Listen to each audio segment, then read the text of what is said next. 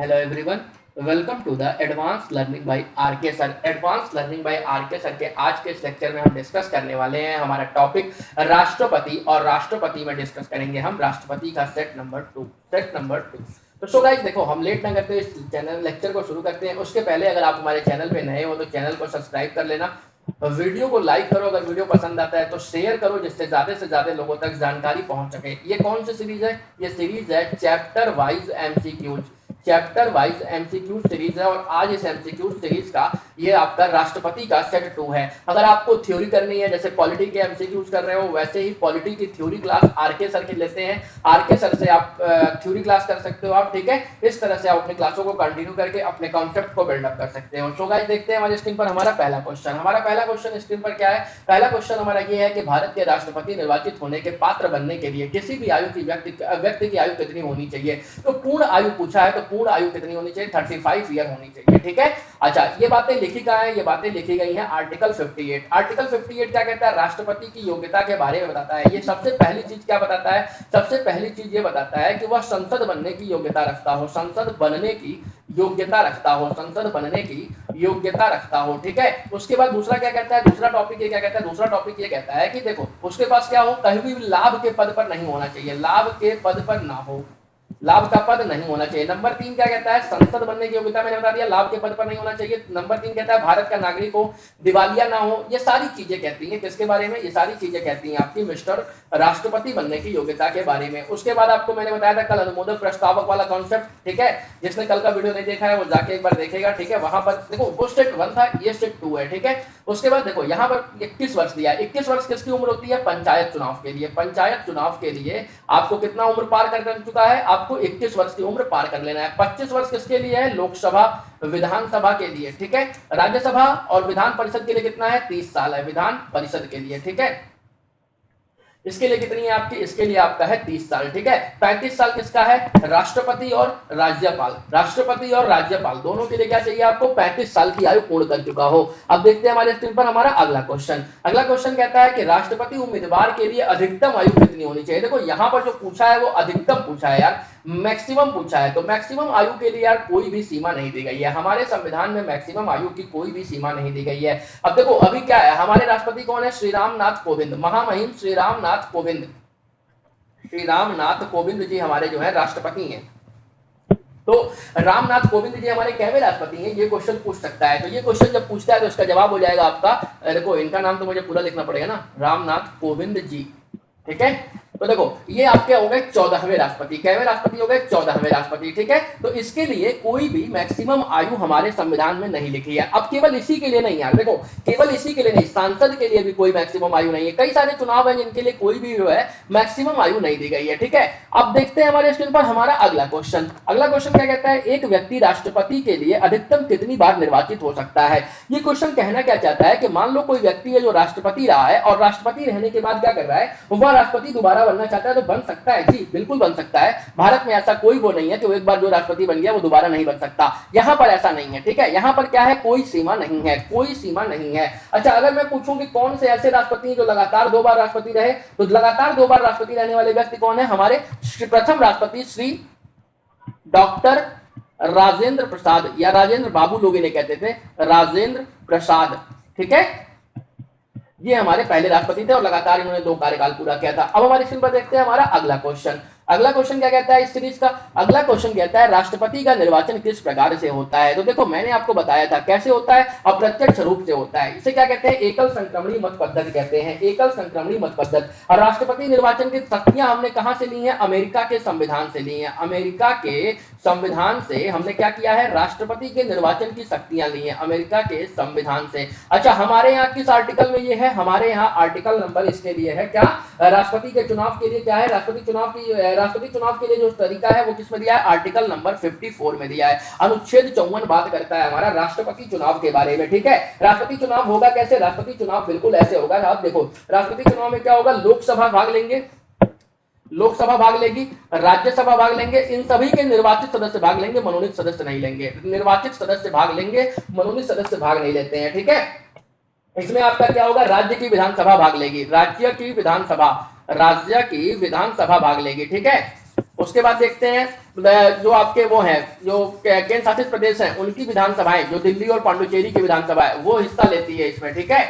तो अब देखते हैं कि एमपी और एमएलए के वोट का परसेंटेज कितना होता है, कितना उनके अंदर वोट की वैल्यू आती है। जैसे एक एमपी का वोट कितना होता है, एक एमएलए का वोट कितना होता है। सबसे पहले मैं आपको एमएलए का वोट बता देता हूं। एमएलए का वोट कितना होता है, एक एमएलए का वोट होता है बराबर, इसका क्या होता है, उस राज्य की टोटल जनसंख्या, क्या जनसंख्या उस राज्य की जहां से वो आया है, बटे क्या करना है आपको, बटे ये करना है कि टोटल सीट कितनी है, टोटल सीट कितनी है, टोटल सीट उस लोकसभा उस राज्य की विधानसभा में, उस राज्य की विधानसभा में और विधान परिषद में, दोनों में कितनी सीट है टोटल, ठीक है। गुड़े, अच्छा विधान परिषद के सदस्य भी हिस्सा लेते हैं इसमें, बता दिया था मैंने, गुड़े 1000 कर देना, ठीक है, गुड़े 1/1000 कर देना। और एमपी की बात करें तो एमपी में क्या होता है, एमपी में बराबर होता है आपका sum of the all of the elected member of the assembly, मतलब जितने भी मेंबर इलेक्टेड होकर आए हैं उनका बटे आपका क्या है, sum of the both house of parliament, sum of the both house of parliament हो जाएगा, ठीक है। उसके बाद देखते हैं हमारे स्क्रीन पर हमारा अगला क्वेश्चन।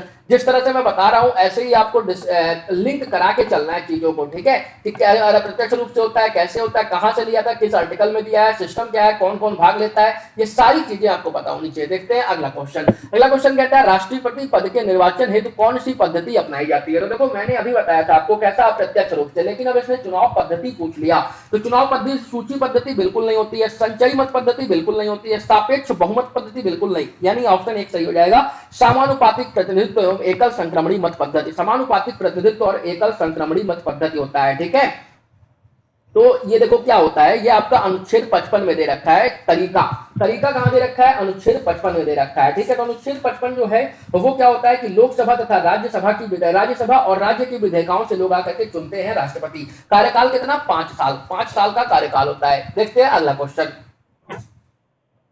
राष्ट्रपति पद के चुनाव के संबंधी विवाद को किसे निर्देशित किया जाता है। तो देखो मैंने कल भी ये बात बताई थी, क्या बताई थी, आर्टिकल 71, याद करो आर्टिकल 71 क्या था, आर्टिकल 71, आर्टिकल 71 ये था कि अगर मान लिया प्रेसिडेंट है, प्रेसिडेंट और वाइस प्रेसिडेंट, इन दोनों लोगों के चुनाव में कोई भी विवाद हो रहा है तो कौन सुलझाएगा उसको, सुप्रीम कोर्ट सुलझाएगी, महामहिम सुप्रीम कोर्ट सुलझाएगी, और सुप्रीम कोर्ट का फैसला जो होगा वो सबको मानना पड़ेगा, उसको कोई मना नहीं कर सकता है, ठीक है, उसको कोई मना नहीं करेगा कि हम नहीं मानेंगे, ठीक है, मतलब ये सारी चीजें वहां पर वैलिड नहीं रहती हैं, ठीक है। तो यहां पर क्या हो जाएगा, उच्चतम न्यायालय हो जाएगा, सुप्रीम कोर्ट हो जाएगा, ठीक है। अब देखते हैं हमारे स्क्रीन पर हमारा अगला क्वेश्चन। अगला क्वेश्चन क्या कहता है, राष्ट्रपति के चुनाव के लिए प्रस्तावक एवं अनुमोदकों की संख्या न्यूनतम कितनी होनी चाहिए। तो देखो मैंने कल भी ये क्वेश्चन बताया था, क्या बताया था, ये अनुमोदक की संख्या, तो अनुमोदक की संख्या कितनी होनी चाहिए, अनुमोदक की संख्या कितनी होनी चाहिए, 50 संबंधे 50। तो क्या प्रस्तावक 50 होने चाहिए, अनुमोदक 50 होने चाहिए। कल मैंने ये चीज बताई थी कि किसी भी उम्मीदवार की उम्मीदवारी तभी वैध कही जाती है जब क्या होता है, उसके पास कम से कम 50 मतदाता और 50 क्या हो उसके पास, प्रस्तावक हो, उसके अनुमोदक हो, प्रस्तावक हो, 50 प्रस्तावक हो, 50 ही क्या हो, अनुमोदक हो, इतनी सारी चीजें होनी चाहिए, 50 ही क्या हो, अनुमोदक हो, तो ही वो व्यक्ति क्या करेगा, राष्ट्रपति का चुनाव लड़ पाएगा। उसके बाद एक सिक्योरिटी डिपॉजिट जमा करना रहता है, सिक्योरिटी डिपॉजिट मैंने कल के क्वेश्चन में बताया था, उसको जाके देख लेना एक बार, ठीक है। उसके बाद क्या होता है, चलो सिक्योरिटी डिपॉजिट की बात आती है, सिक्योरिटी डिपॉजिट कितना जमा करना पड़ता है बता देता हूं आज, फिर एक बार रिवाइज हो जाएगा। 15,000 रुपए जमा करने पड़ते हैं सिक्योरिटी डिपॉजिट। 15,000 रुपए जमा करके क्या होता है, वह जो है राष्ट्रपति चुनाव लड़ सकता है। मतलब आपके पास क्या चीजें होनी चाहिए राष्ट्रपति के साथ चुनाव लड़ने के लिए, 50 मतदाता होने चाहिए, 50 प्रस्तावक होने चाहिए, 50 आपके क्या हो, अनुमोदक होने चाहिए, और साथ ही साथ आपके पास होना चाहिए 15,000 रुपया, तब तो आप राष्ट्रपति चुनाव लड़ पाओगे, ठीक है।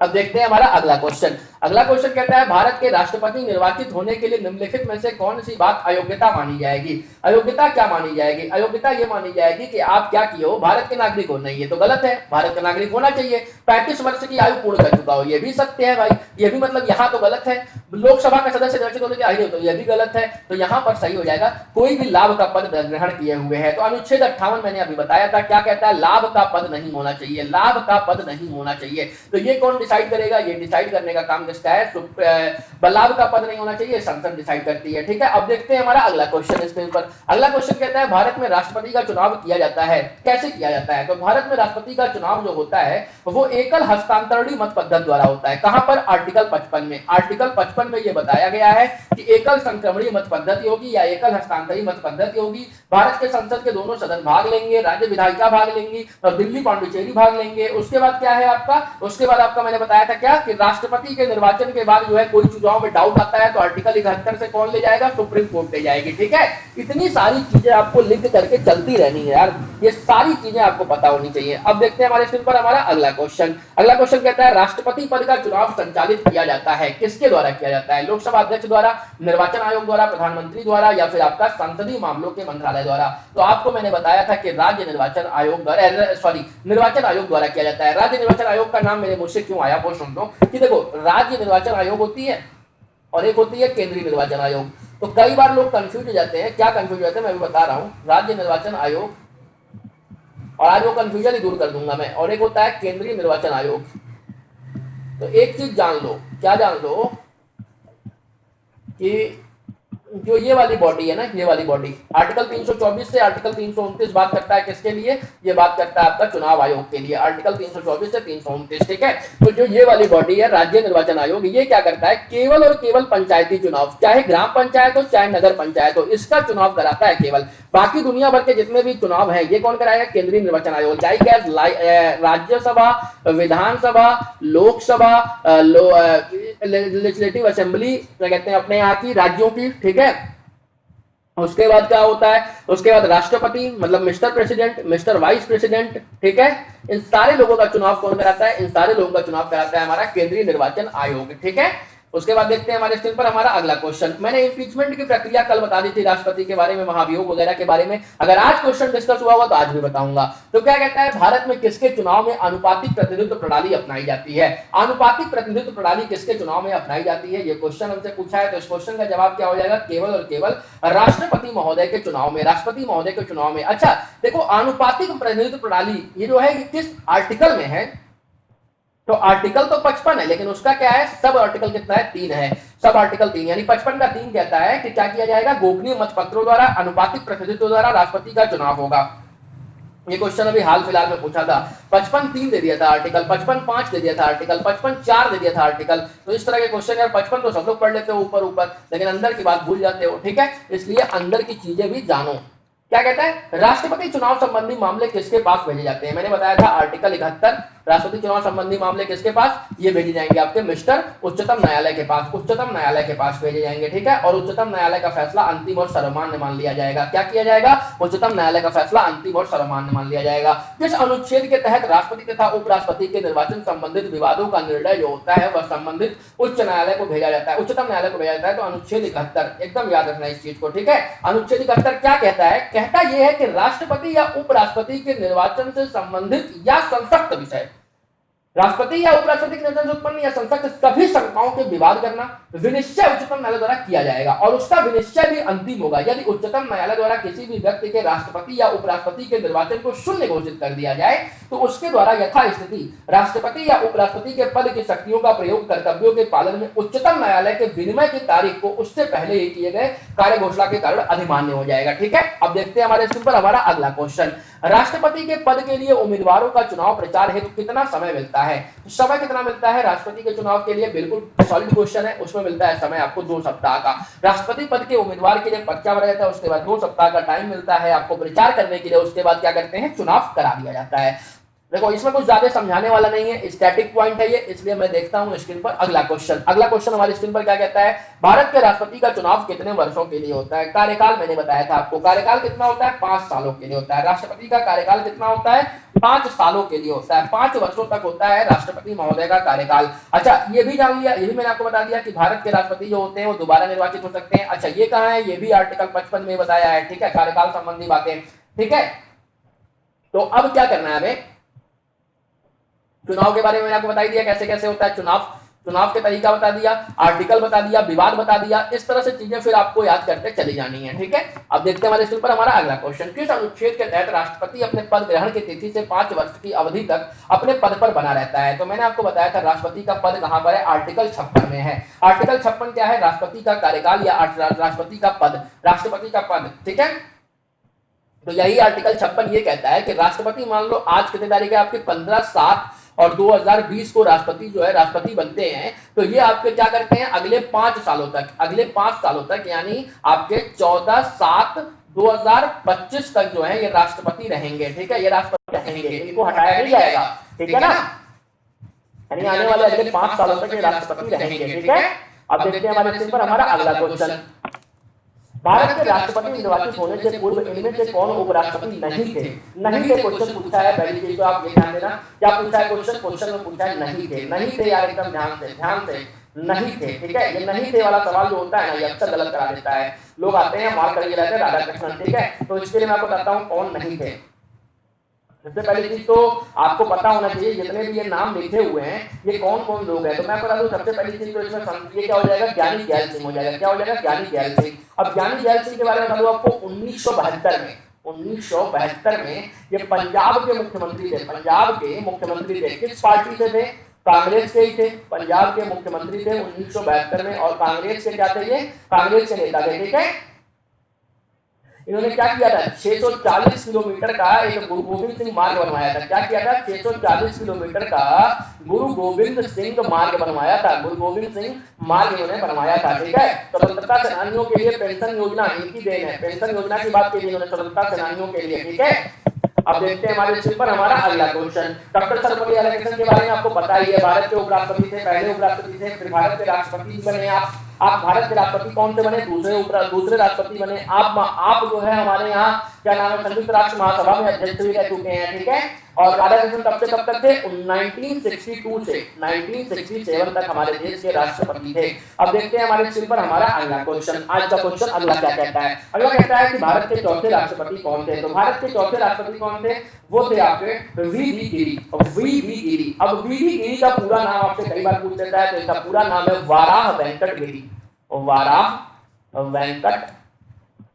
गिरी, ये नाम है इनका पूरा नाम। ठीक है, तो इनका पूरा नाम आप लोगों को पता होना चाहिए। अब इनके बारे में बता दूं तो इनका जन्म कब होता है, 10 अगस्त को जन्म होता है, 1894 को जन्म होता है, 1894 को। मृत्यु कब होती है, 24 जून 1980 को मृत्यु होती है, 1980 को। ठीक है, ये भारत के तीसरे उपराष्ट्रपति भी थे। तीसरे क्या थे, उपराष्ट्रपति थे। चौथे राष्ट्रपति थे, तीसरे उपराष्ट्रपति थे। ठीक है, उसके बाद क्या था इनका, इन्होंने 1975 में भारत के सर्वोच्च नागरिक भारत रत्न सम्मान भी पाया। 1975 में इनको हमने भारत रत्न भी दिया था। ठीक है, ये सारी चीजें आपको पता होनी चाहिए। ठीक है, देखते हैं हमारे ऊपर हमारा अगला क्वेश्चन, भारत के राष्ट्रपति को उसके पद से हटाया जा सकता है। भारत के राष्ट्रपति को क्या किया जा सकता है, उसके पद से हटाया जा सकता है। तो कैसे हटाया जाएगा भारत के राष्ट्रपति को उसके पद से, भारत के प्रधानमंत्री द्वारा, लोकसभा के द्वारा, संसद के द्वारा, भारत के मुख्य न्यायाधीश के द्वारा कैसे हटाया जाएगा, ये क्वेश्चन पूछा है। तो मैंने आपको बताया था इम्पीचमेंट यानी महाभियोग की प्रक्रिया। क्या बताया था, महाभियोग की प्रक्रिया। तो महाभियोग की प्रक्रिया कहां से शुरू होती है, महाभियोग की प्रक्रिया शुरू होती है संसद से, मतलब कहीं से भी, मतलब लोकसभा या राज्यसभा कहीं से भी शुरू की जा सकती है। क्या, आपकी महाभियोग की प्रक्रिया। लेकिन क्या है, अगर राज्यसभा से शुरू होती है तो 50 लोग शुरू कराएंगे, लोकसभा से शुरू होती है तो 100 लोग शुरू कराएंगे। उसके बाद क्या कहता है इसमें एक चीज और कहता है, कहां पर किया है सारी बातें, आर्टिकल 61 में, अनुच्छेद नंबर 61 इसके लिए बात करता है। उसके बाद क्या होता है, संसद की कुल संख्या जो उपस्थित संख्या है उसके 2/3 से पास, यानी स्पेशल बहुमत से पास होना चाहिए। 2/3 से पास होगा तो राष्ट्रपति को हटा दिया जाएगा। ठीक है, इसमें देखो ये क्या है, ये बिल नहीं है, ऐसा नहीं कि राष्ट्रपति के पास हस्ताक्षर किया जाए तभी होगा, नहीं, ये तो महाभियोग है तो इसमें हटा दिया जाएगा। इसमें राष्ट्रपति के हस्ताक्षर की कोई जरूरत नहीं है। ठीक है, अब देखते हैं अगला क्वेश्चन, भारत के राष्ट्रपति को पद से हटाने की प्रक्रिया क्या है। भारत के राष्ट्रपति को अगर हमें पद से हटाना है तो हमें क्या करना पड़ेगा, संसद द्वारा महाभियोग लाना पड़ेगा। आर्टिकल नंबर 61 जो मैंने अभी बताया, आर्टिकल नंबर 61 जो अभी बताया, ये क्या है, भारत के राष्ट्रपति को हटाने की प्रक्रिया है जिसमें महाभियोग की बात हम करते हैं। महाभियोग की प्रक्रिया मैंने बता दिया, महाभियोग की प्रक्रिया भी हमने अमेरिका से लिया है। महाभियोग की प्रक्रिया में मैंने ये भी बता दिया कि लोकसभा से उठेगा तो कितना, राज्यसभा से उठेगा तो कितना, पास होने के लिए क्या चाहिए, ये सब सारी चीजें मैंने आपको बता दिया है। अब देखते हैं हमारा अगला क्वेश्चन, भारत के, अच्छा हाँ एक चीज और यार, देखो चुनाव में क्या हो रहा था, चुनाव में जो था वो राज्य भाग ले रहे थे, राज्य क्या कर रहे थे, चुनाव में भाग ले रहे थे, लेकिन महाभियोग में राज्य भाग नहीं लेते हैं। महाभियोग में राज्य कभी भाग नहीं लेते हैं। ठीक है, अब देखते हैं हमारा अगला क्वेश्चन। अगला क्वेश्चन क्या कहता है, भारत में निम्नलिखित में से कौन से राष्ट्रपति पूर्व में गृह मंत्री भी थे। पूर्व में गृह मंत्री भी होना चाहिए और राष्ट्रपति भी होना चाहिए। तो इसमें आपके कौन आ जाएंगे, इसमें मिस्टर आपके आ जाएंगे ज्ञानी जैल सिंह। ज्ञानी जैल सिंह की बात करते हैं। ज्ञानी जैल सिंह का जन्म कब होता है, 5 मई 1916 को। 5 मई 1916 को जन्म हुआ किसका? ज्ञानी जैल सिंह का, ज्ञानी जैल सिंह का। उसके बाद मृत्यु कब होती है? मृत्यु होती है 25 दिसंबर 1994 को, 1994 को, ठीक है। उसके बाद क्या होता है? इनका कार्यकाल अगर देखा जाए किसके रूप में? राष्ट्रपति के रूप में। तो ये हो जाएगा आपका 1982 से 87 तक, 1982 से 87 तक इनका कार्यकाल था। इनके पास पॉइंट क्या है? सिख राष्ट्रपति हैं देश के पहले। देश के पहले सिख राष्ट्रपति कौन थे? ये थे आपके ज्ञानी जैल सिंह, ज्ञानी जैल सिंह, ठीक है। इन्होंने ऑपरेशन ब्लू स्टार एवं इंदिरा गांधी की हत्या जैसे दुर्भाग्यपूर्ण कार्यक्रम देखे हैं, ठीक है। मतलब देखो, इंदिरा गांधी की हत्या किसके टाइम पर हो गई? इन्हीं के टाइम पर हो गई। इनके टाइम पर ऑपरेशन ब्लू स्टार चला था। अब देखते हैं हमारे स्क्रीन पर हमारा अगला क्वेश्चन, सबसे लंबे समय तक भारत के राष्ट्रपति कौन थे? तो सबसे लंबे समय तक भारत के राष्ट्रपति कौन थे? डॉक्टर राजेंद्र प्रसाद। डॉक्टर राजेंद्र प्रसाद जी के बारे में मैं आपको बता दूं, डॉक्टर राजेंद्र प्रसाद जो थे वो भारत के सबसे लंबे समय तक रहने वाले राष्ट्रपति थे, ठीक है। ये कब से कब तक थे? 1950 से 1900 आपके कब तक? 1950 से 1962 तक। पहली चीज तो कितना? 1950 से 1962 तक इन्होंने लगातार 2 कार्यकाल पूरे किए। कितने कार्यकाल? 2 कार्यकाल। तो क्या कहते हैं, ये स्वाधीनता आंदोलन के प्रमुख नेता भी थे। इनका जन्म कब होता है? 3 दिसंबर 1884 को। या था मैंने कल भी डिस्कस किया था इसको। 3 दिसंबर 1884 से और 28 फरवरी 1963 को इनकी क्या होती है? निधन हो जाता है। इनकी मृत्यु कब होती है? 28 फरवरी 1963 को। तो ये दोनों पॉइंट याद कर लेना, क्योंकि एक बार के क्वेश्चन में ये पूछा हुआ था कि राष्ट्रपति राष्ट्रपति जो है डॉक्टर राजेंद्र प्रसाद कब पैदा हुए थे। ये क्वेश्चन एक बार पूछा हुआ है। हालांकि अब इस तरह के क्वेश्चन नहीं आते हैं, लेकिन क्या पता यार, हमें पता होना चाहिए, ठीक है। अब देखते हैं अगला क्वेश्चन। अगला क्वेश्चन कहता है सबसे लंबे समय तक भारत के राष्ट्रपति कौन थे? सबसे लंबे समय तक क्वेश्चन रिपीटेड है, 2 बार आ गया है, इसलिए मैं इसको स्किप कर रहा हूं, ठीक है। भारत के सर्वसम्मति से चुने जाने तक का अभी तक का एकमात्र उदाहरण है, मतलब सर्वसम्मति से जो चुने गए थे ऐसे एकमात्र प्रधानमंत्री कौन है? तो ऐसे प्रधानमंत्री कौन से हैं? मैंने आपको बताया था, नीलम संजीवा रेड्डी। नीलम संजीवा रेड्डी जो थे वो भारत के निर्विरोध चुने जाने वाले अब तक के एकमात्र प्रधानमंत्री हैं। इनका कार्यकाल कब से कब तक था? 25 जुलाई 1977 से 1977 से कब तक इनका कार्यकाल था? 25 जुलाई 1982 तक, 25 जुलाई 1982 तक था, ठीक है। उसके बाद जिन्होंने पद के उम्मीदवार हैं, ये भारत के ऐसे राष्ट्रपति जिन्होंने क्या किया? पहली बार निर्विरोध चुने गए थे, ठीक है। लेकिन ऐसा जान लो, ये दूसरी बार निर्विरोध चुने गए थे, मतलब अपने चुनाव में पहली बार जब चुनाव लड़े थे तो हार गए थे। पहली बार जब चुनाव लड़े थे तो इन्होंने विफलता प्राप्त हुई थी, लेकिन जब दूसरी बार लड़े थे तो निर्विरोध चुन लिए गए थे, मतलब दूसरी बार तो कोई इनके खिलाफ भी नहीं था यार, ठीक है। अब देखते हैं हमारा अगला क्वेश्चन। अगला क्वेश्चन कहता है स्वतंत्र भारत के प्रथम राष्ट्रपति कौन थे? ये क्वेश्चन यार बहुत आसान है। अब अगर ऐसे क्वेश्चन आप छोड़ के आओगे तो फिर कोई मतलब नहीं यार। प्रथम राष्ट्रपति थे हमारे डॉक्टर राजेंद्र प्रसाद, डॉक्टर राजेंद्र प्रसाद थे, ठीक है। डॉक्टर राजेंद्र प्रसाद के बारे में मैंने आपको सब कुछ बता दिया है, इसमें मुझे लगता नहीं मुझे कुछ बताना चाहिए। सो गाइस, ये था हमारा आज का टॉपिक, और आज के इस टॉपिक में हमारा लास्ट क्वेश्चन था। अगर आपको वीडियो अच्छे लगते हैं तो आप वीडियो को शेयर किया करो यार, वीडियो को लाइक किया करो, जिससे हमें सारी चीजें पता चले अपने बारे में, हम क्या कर रहे हैं, क्या आपको हो रहा है, क्या आप तक पहुंच रहा है, क्या हम बता रहे हैं, ये सब सारी चीजें आपको कमेंट में बतानी है, ठीक है। जहां आपको दिक्कत आती है आप हमें कमेंट में बता सकते हो। हमारा टेलीग्राम चैनल आप ज्वाइन कर सकते हो, टेलीग्राम चैनल का लिंक आपको डिस्क्रिप्शन में मिल जाएगा। वीडियो को लाइक करो, चैनल को सब्सक्राइब कर दो, ठीक है। और मैं आपको देखो एक चीज सबसे बड़ी चीज है, देखो मैं आपसे अभी एक क्वेश्चन पूछूं, अगर हालांकि यहाँ का टॉपिक नहीं है, लेकिन मैं पूछता हूं कि भारत में ऐसी कौन सी न्यायालय है जिसका फैसला अंतिम है, मतलब उस पर आप अपील नहीं कर सकते हो। तो अगर मैं कहूं कि आपका कौन सा, आपका मैं बता दूं ये, चलो supreme court, high court, district court, फिर इसके बाद एक रख लो आप कौन सा, एक कोई भी रख लो यार, चलो 1 2 3 और एक रख लो आप, क्या आपका एक आता है ये लोक अदालत जो होती है, ठीक है। इसमें आपको बताना है कि कौन सा ऐसा अदालत है जिसका जो है कोई भी क्या है, अपील नहीं हो सकता है इसका, ठीक है। इसका अपील नहीं हो सकता, तो इसमें क्या हो जाएगा आपका, ये आपको आंसर देना है, ठीक है। वीडियो के कमेंट में बताना, और चैनल को सब्सक्राइब करो, वीडियो को लाइक करो, शेयर करो, और क्या करो कमेंट में, और दूसरी की तैयारी एकदम ध्यान से करो यार। अब देखो लेखपाल की वैकेंसी आ गई, लेखपाल की वैकेंसी आने की मतलब नोटिफिकेशन टाइप की चीजें दौड़ने लगी ना। और यूपी ट्रिपल एससी अभी भूलो मत भाई, अभी भूलो मत यूपी ट्रिपल एससी, अभी यूपी ट्रिपल एससी के पास बहुत सारी वैकेंसियां हैं, उसको लेके आना ही आना है, ठीक है। तो इससे अपनी तैयारी को कंटिन्यू करो। आज के सर के लेक्चर मेरे एमसीक्यूज आरके सर के क्या करने हैं, लेक्चर देखने हैं और मेरे एमसीक्यूज देखने हैं, उसके बाद आपको खुद कॉन्सेप्ट बिल्डअप होता जाएगा। अच्छा, और दूसरी चीज ये, अभी ये एमसीक्यूज जो चल रहा है ना, ये एमसीक्यूज पूरा समझो सेट 1 है, ये पूरा समझो सेट 1 है। इसके बाद अभी एक एमसीक्यू सीरीज मैं लेकर आऊंगा, लगभग जो है उसमें मैं कराऊंगा 12000 एमसीक्यूज। कितने MCQs? 12000 MCQs, near about 12000 MCQs कराएंगे हम, और 12000 एमसीक्यूज को पूरा चैप्टर वाइज डिस्कस करूंगा, पूरा का पूरा कैसे चैप्टर वाइज ही डिस्कस करूंगा, ठीक है। लेकिन एक बार पहले आपका सिलेबस खत्म करा लूं, क्योंकि मुझे सर के साथ चलना पड़ता है इसमें, इसलिए मैं बहुत ज्यादा क्वेश्चन डिस्कस नहीं कर सकता हूं। उसमें एकदम छोटे छोटे क्वेश्चन से लगाए हर बड़े क्वेश्चन तक डिस्कस करूंगा। तो भाई thank you, and please video को ज्यादा से ज्यादा शेयर कीजिएगा आप लोग, जिससे हमें थोड़ा सा सपोर्ट मिले। Thank you guys.